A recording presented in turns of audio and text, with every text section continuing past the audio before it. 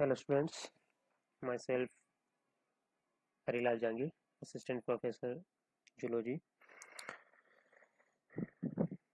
Government college ठेगाना और अभी कार्य विस्तार्थ राजकीय महाविद्यालय सुजान में कार्यरत हूँ।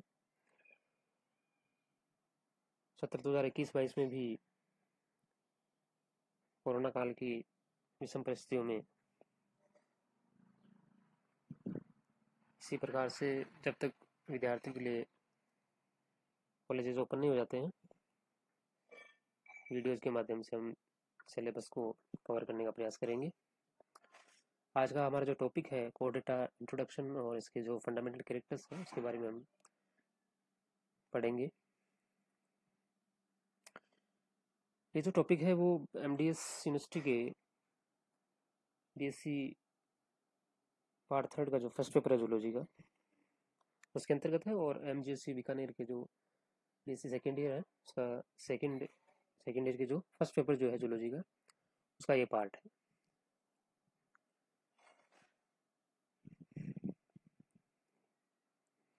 कोडेटा जो शब्द है वो ग्रीक वर्ड से डेराइव्ड है, व्युत्पत्त है। इसमें दो शब्दों से मिलकर बना है। कोड का अर्थ है रज्जू या स्ट्रिंग, मोटी रस्सी नुमा संरचना, और एटा का अर्थ है वहन करना, बियरिंग। तो इसका जो संबंध है वो एक विशिष्ट लक्षण से है जो एक सुदृढ़ आधारशील छड़ी के आकार की संरचना है जो शरीर के पृष्ठ भाग या जो बैक पीठ है उसको अवलंब प्रदान करती है, सपोर्ट प्रदान करती है, जिसे हम पृष्ठज्यू या नोटोकॉर्ड कहते हैं। तो सभी जो कोऑर्डिनेट्स हैं उनके जीवन की किसी न किसी अवस्था में नोटोकॉर्ड जरूर पाई जाती है, इसलिए इसका नाम कोऑर्डिनेट्स रखा गया है। इसकी जो कोर्डेटा फाइलम की स्थापना जो है वो बाल्फोर द्वारा 1880 में की गई थी, और ये सर्वाधिक विकसित और सबसे महत्वपूर्ण फाइलम संघ है जिसके अंतर्गत ह्यूमन सहित विभिन्न प्रकार के जीवित और विलुप्त जंतु इसमें शामिल हैं।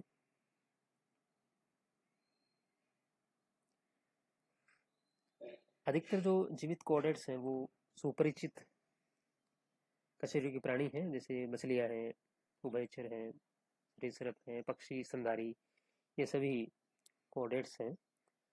इसके अलावा जो ट्यूनिकेट्स हैं, लेंसिलेट्स हैं, जो यूरोकॉर्डेटा सिफेलोकॉर्डेट्स हैं, वो भी इसके अंतर्गत शामिल होते हैं, जो प्रारंभिक कॉर्डेट्स हैं।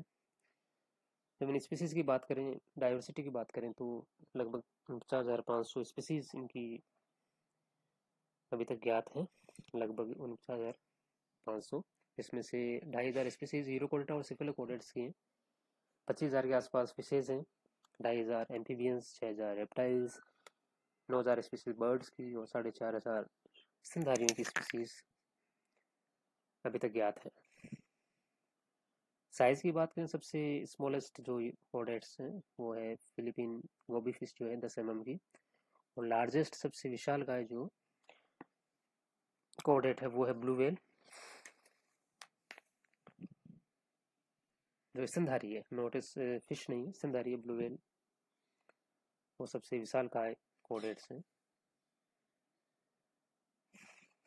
अब हम बात करते हैं इसके जो फंडामेंटल कैरेक्टर्स हैं जो जीवन की किसी न किसी अवस्था में सभी कॉर्डेट्स में पाए जाते हैं। 3 इसके ये फंडामेंटल कैरेक्टर्स हैं। तो पहला जो कैरेक्टर्स है वो है नोटोकोड। ये हम देख सकते हैं जनरल लेआउट है किसी कोऑर्डिनेट प्राणी का, जिसके अंतर्गत 3 मुख्य लक्षण इसमें अपन स्टडी करेंगे।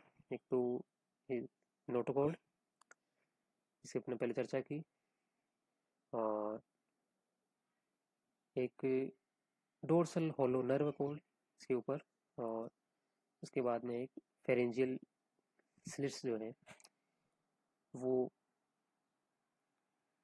इसका तीसरा जो मुख्य लक्षण है। तो ये 3 इसके फंडामेंटल कैरेक्टर्स होते हैं सभी कोऑर्डिनेट्स के। पहला अपन बात करते हैं डोर्सल होल नोटोकॉर्ड, पृष्ठज्यू या नोटोकॉर्ड। पृष्ठज्यू या नोटोकॉर्ड एक लंबी छड़ के समान लचीली संरचना है जो शरीर की लंबाई में फैली रहती है।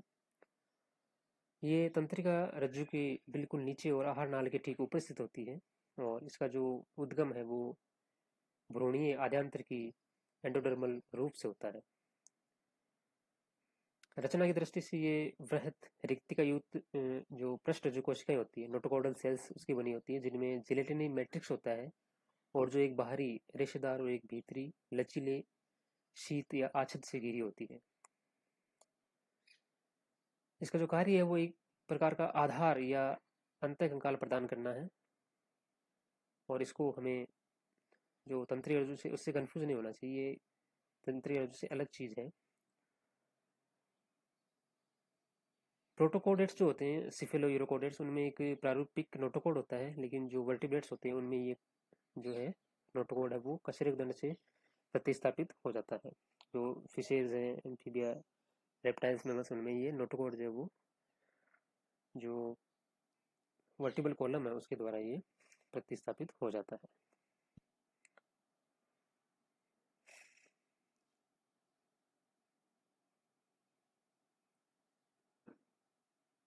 दूसरा जो कैरेक्टर है वो है डोर्सल होलो नर्व कोड या स्पाइनल कोड।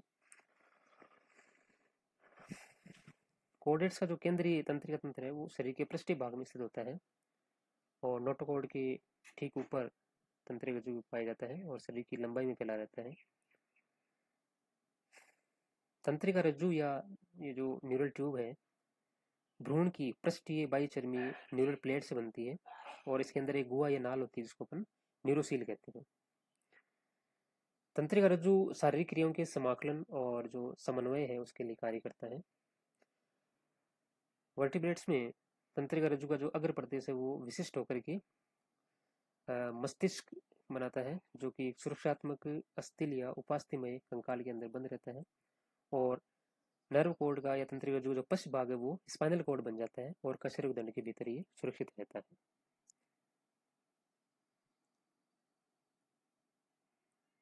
थर्ड जो फंडामेंटल कैरेक्टर वो है फेरेंजियल गिल स्लिट्स जो है वो है ग्रसनीय कलोम छिद्र। सभी कोडेट्स में उनके जीवन इतिहास की किसी न किसी अवस्था में मुख के पीछे आहार नाल की जो ग्रसनीय दीवार है वो युग्मित पार्श्वीय कलोम दरारों या कलोम छिद्रों की एक श्रेणी द्वारा छिद्रित होती है।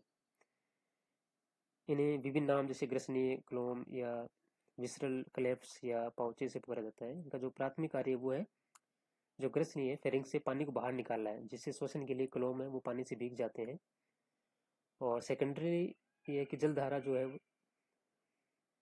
वो है भोजन के कणों को फेरिंग्स के भीतर होकर के फिल्टर फीडिंग में भी सहायक होती है, जो जलीय प्राणी होते हैं।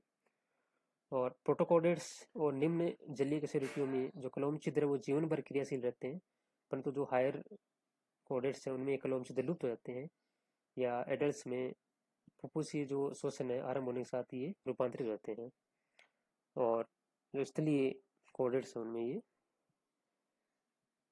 में लंग्स वगैरह का निर्माण हो जाता है श्वसन के लिए, लेकिन जो जलीय प्राणी उनमें ये क्लोम के रूप में श्वसन अंग के रूप में काम करते हैं।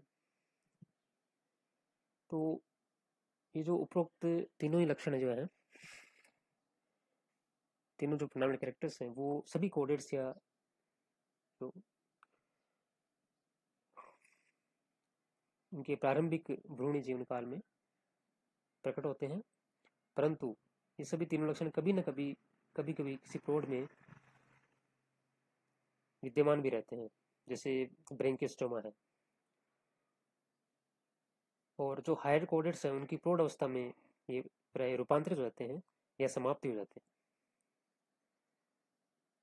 नोटोकोड है अधिकतर कशेरुकियों के परिवर्तन काल में लुप्त हो जाती है, जबकि जो तंत्रिका रज्जु और ग्रसनीय दरारें या उनके जो व्युत्पन्न है वो प्रौढ़ों में भी उपस्थित रहते हैं। तो ये तीनों सामान्य कोडेट लक्षण है वो संभवतः जितने पेरेंटल कोडेट्स उनकी विशेषताएं थी, और ये कोडेट्स को अन्य दूसरे जंतुओं से अलग करते हैं, और इनके जो तीनों ही फंडामेंटल कैरेक्टर्स हैं वो इनको इनकी सामान्य जो वंश परंपरा है उसको ये प्रकट करते हैं।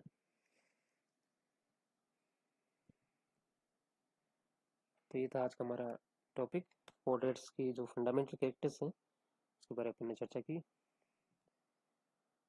अगले वीडियो में अपन उनके अन्य जो सामान्य लक्षण हैं उनकी भी चर्चा करेंगे। Thank you, hope you like the video.